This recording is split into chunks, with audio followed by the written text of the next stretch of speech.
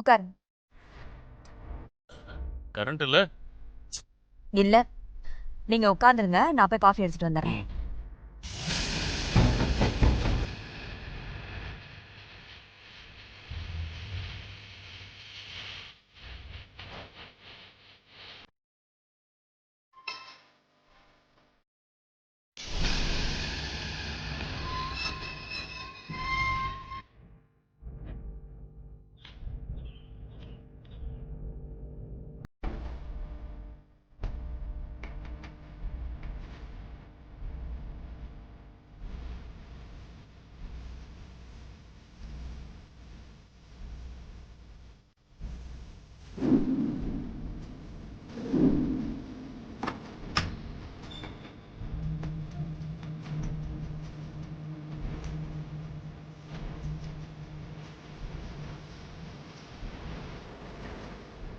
தாசு கூட நான் விசிரிக்கிறேன். இல்ல இருக்கட்டும் மாமா நான் விசிறேன். நீங்க இருங்க.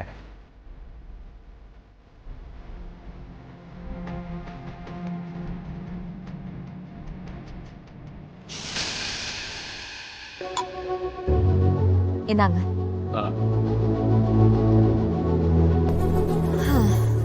கரண்ட் வேற போய் ரொம்ப நேரம் ஆச்சு. இன்னும் வரவே இல்ல. அக்கா இன்வெர்டர் போட்டா பவர் கட் ஆனாலும் ஃபேன் ஏசிலாம் வேலை செய்யும்க்கா.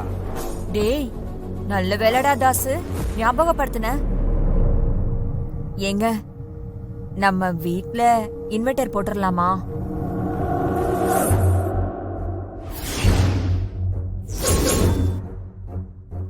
தாசு, அந்த இன்வெர்டர் போடுறதுக்கு எவ்வளோடா செலவாகும்? பெருசா ஒண்ணும் இல்லக்கா, ஒரு 2 லட்சம் செலவாகும். இப்படி விசிற வேண்டியது இருக்காதுல்ல. மாமாக்கு வேற எப்படி வேர்க்குது பாரு. நாளைக்கே போட்டுடலாம்க்கா. ஏங்க, 2 லட்சம் தானா?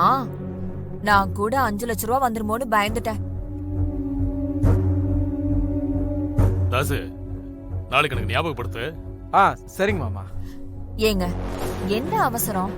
நாளைக்கே போட்டோம்னுங்கிற கட்டாயம்லாம் இல்ல. நீங்க எப்ப ஃப்ரீயா இருக்கீங்களோ அன்னைக்கு ஏற்பாடு பண்ணுங்க. ஏன்னா இன்வெர்டர் இருந்தா இப்படி கரண்ட் போனாலும் இந்த மாதிரி வேர்க்காதுல்ல.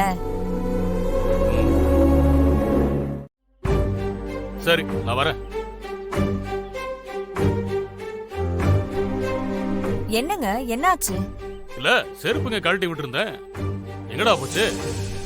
தாசு, மாமா செருப்பு இங்க எங்கேயாவது இருக்கான்னு பாரு. இப்பதானே கழட்டிட்டு போனேன், எங்க போவோம்? தெரிஞ்சு போச்சு. இது யாரோட வேலைன்னு எனக்கு தெரிஞ்சு போச்சு. தாசு, உனக்கு யாருன்னு தெரிஞ்சுதா?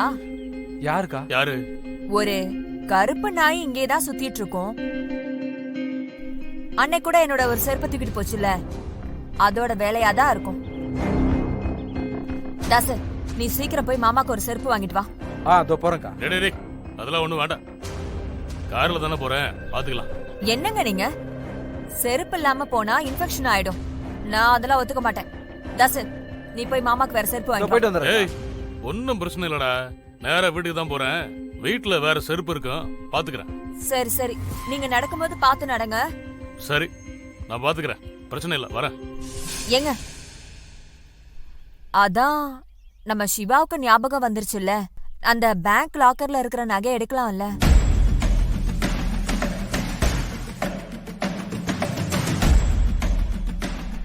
என்னங்க யோசிக்கிறீங்க? எடுத்து கொடுத்தா என் உயிரே நீங்க தானங்க. நீங்க நல்லா இருக்கணும். என் மனச கல்லாக்கிக்கிட்டு உங்களை விட்டு நான் போயிடுறேன். ஓ அப்படியா? சேஃப்டியா அது பேங்க்லயே இருக்கட்டுமே, அப்புறமா எடுத்துக்கலாம்.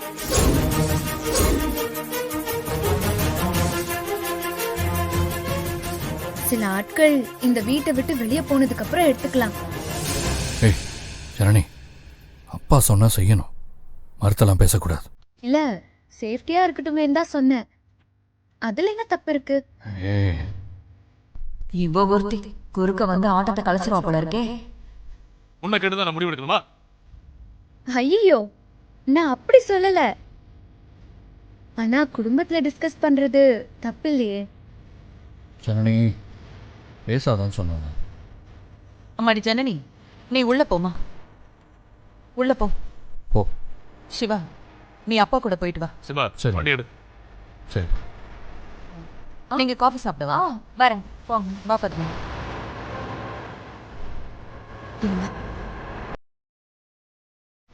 பார்த்து பத்திரமா எடுத்துட்டு வாங்க. அது ஏன் ப்ராப்பர்ட்டி.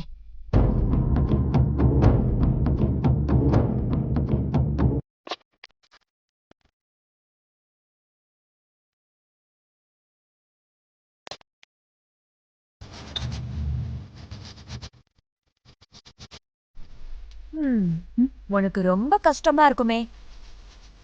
திருட்டுத்தனமா தாலி கட்டிக்கிட்டு மருமகளா இருந்த இந்த வீட்லயே வேலைக்காரியா இருக்கிறது கஷ்டம்தான். ஆனா பொய்யும் ஃப்ராடுத்தனமும் எப்பவும் ஜெயிக்க முடியாது. உண்மைதானே? இந்த பொய், ஃப்ராடு, அப்புறம் பிளாக்மெயில் இதெல்லாம் எப்பவும் ஜெயிக்க முடியாது. ஜெயிச்ச மாதிரி இருக்கும், ஆனா ரிசல்ட் எப்பவுமே தப்பா தான் இருக்கும். எதுக்கு இப்ப இதெல்லாம் என்கிட்ட சொல்ற? நான் சொல்லல மேடம், நீங்க தான் சொன்னீங்க. அது சரிதான்னு சொன்னேன். அது ஒன்றும் தப்பா இல்லை. ஏய், நீ இன்னும் அடங்கவே இல்லைல்ல? அடங்கிதான் ஆகணும். இல்லனா நான் அடக்கிடுவேன்.